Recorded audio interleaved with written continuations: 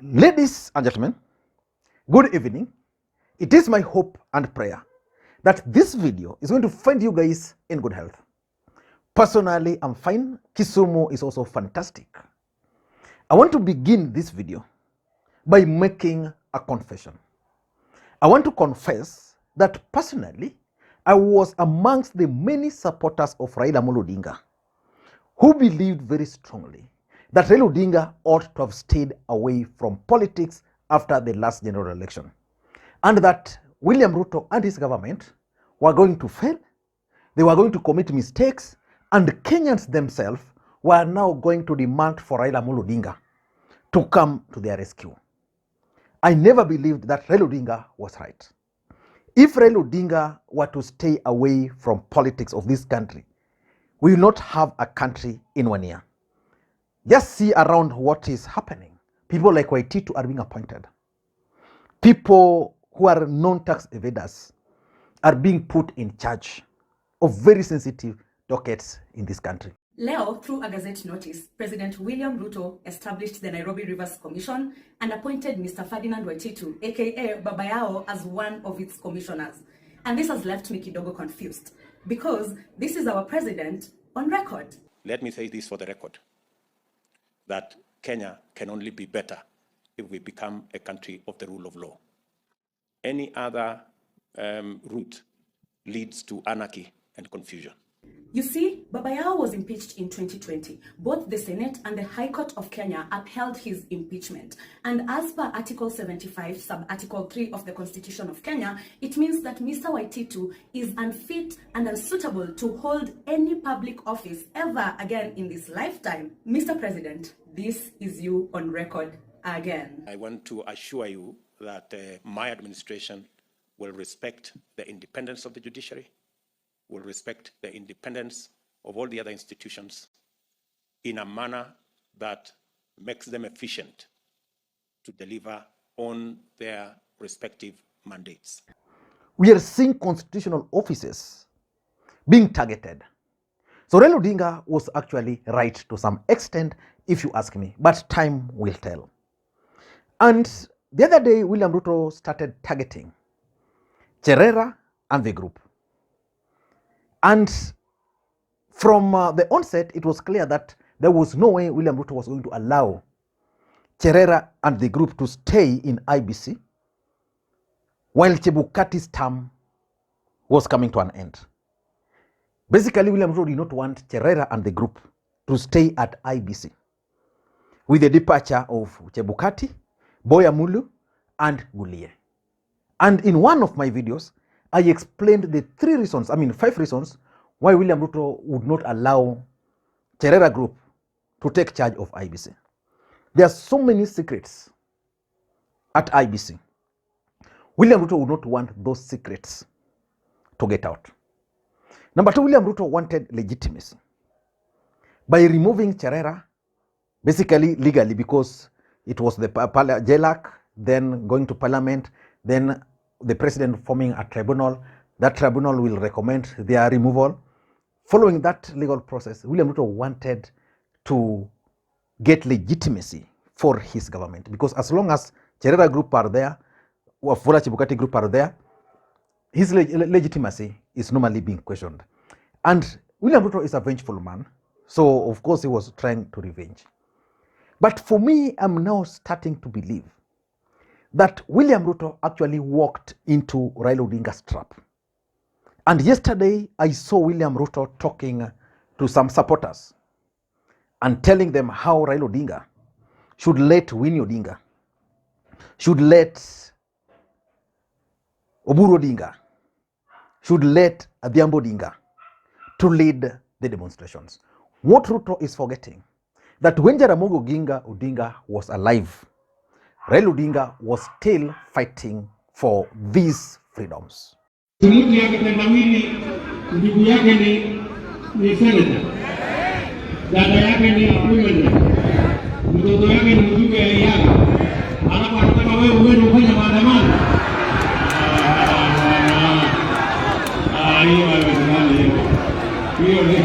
Hiyo ni kutubeba ufala. Ama Mnasemaje hapo? Anyway, mimi sitaki kusema sana. Mimi nawauliza ndugu zetu wa upinzani, sisi tunawaheshimu. Mkitaka kutukosoa, mtukosoe, hatuna shida. You can criticize our plan, you can criticize our agenda, but you cannot incite Kenyans and you cannot cause violence. We want a peaceful nation because we have challenges and we want to grow our economy and drive our country into prosperity. Hao wenyewe wamesema watu wa Kenya Kwanza ya kwamba wanataka upinzani ambayo wanafanya kazi yao. Sasa tukifanya kazi yetu mnalia. Tukinyamaza mnasema hakuna upinzani Kenya. Mnataka namna gani? Mnataka namna gani? Sisi tutafuata vile baba ameamrisha. Baba akisema right, tunaenda wapi? Right. Baba akisema left, tunaenda wapi? Left. He was at the forefront. One of Raila Odinga's brother was actually eliminated by the government. So Winnie will definitely come and lead these demonstrations.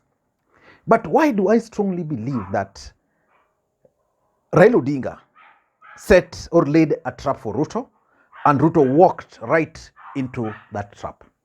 Before I give you all those details, for those who are watching this channel for the first time, I want you to take a second or two, press that subscribe button so that next time we produce a video like this, YouTube will automatically notify you.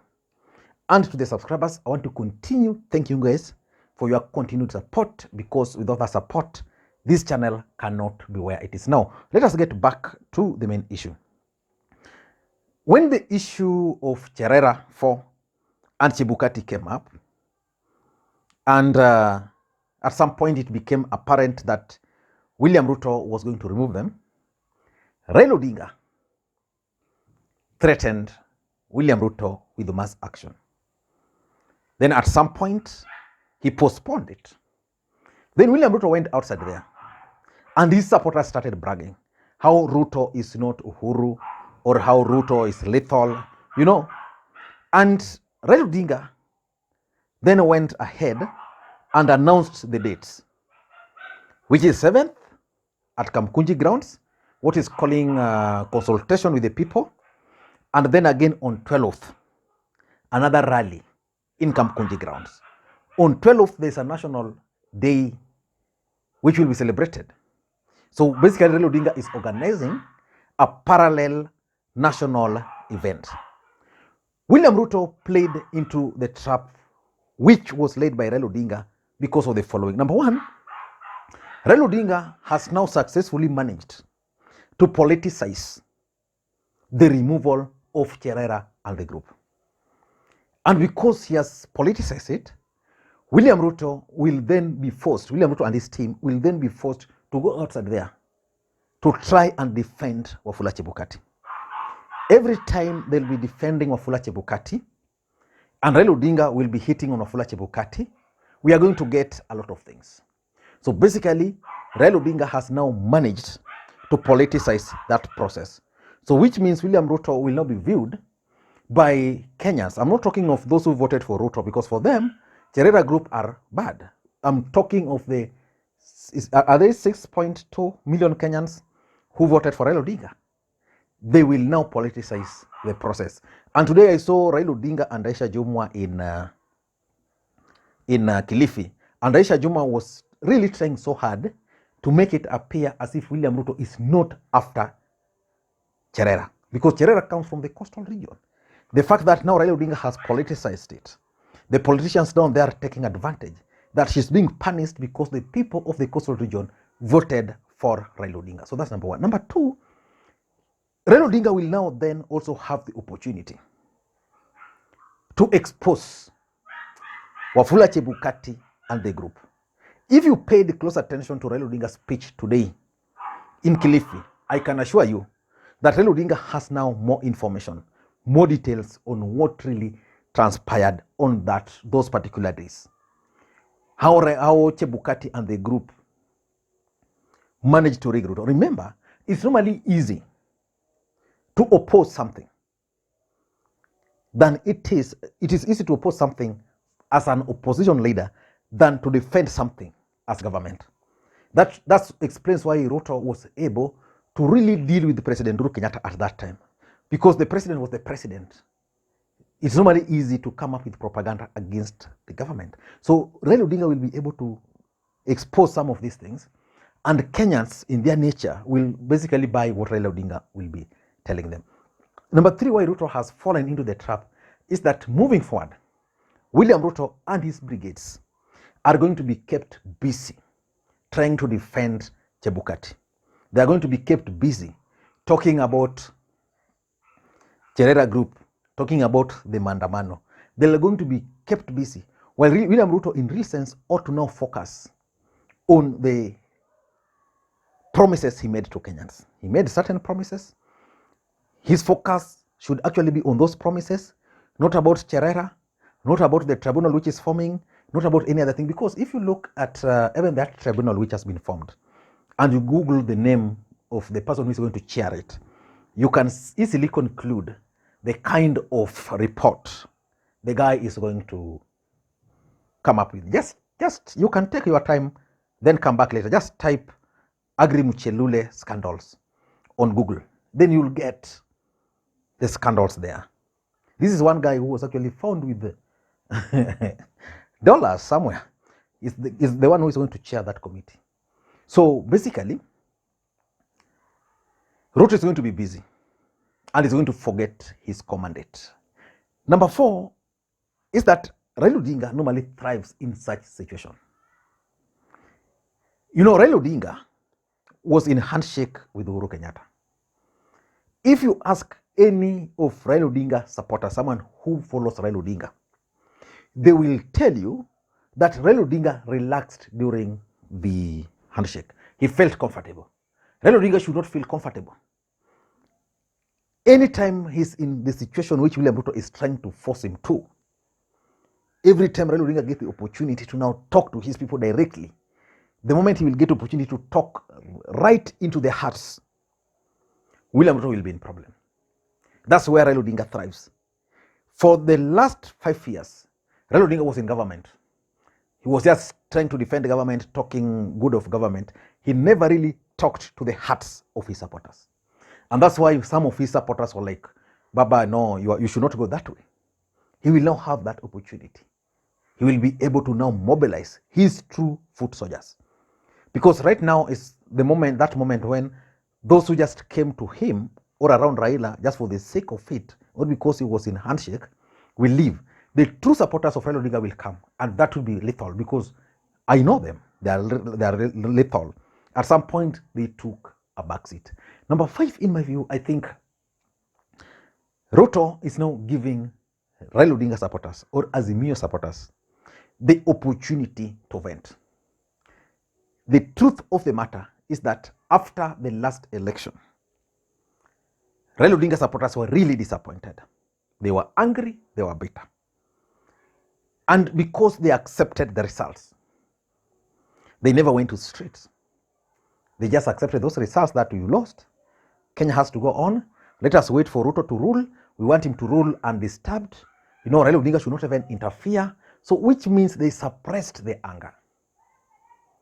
Now those anger are going to be vented. They're going to get the opportunity to vent them. And that can explain why William Ruto yesterday called church leaders to State House to try and talk to Raila Odinga to stop him from organizing this parallel meeting. And the moment Raila Odinga will fail to organize this parallel meeting, William Ruto and his allies will then celebrate, and that will reduce the influence of Raila Odinga. So Raila Odinga now, as things stand today, he must surge on. He must move on with the plans. And lastly, Raila Odinga has managed to provoke Ruto. And Ruto is going to speak. And you know, when Ruto speaks, he's reckless. So basically, Raila Odinga is trying to provoke Ruto so that Ruto can speak. Let us wait and see how all this thing is going to turn out. But for me, I'm looking at Ruto as someone who has fallen for Raila Odinga's trap. I don't know what you think. Again, enjoy this analysis. Bye-bye.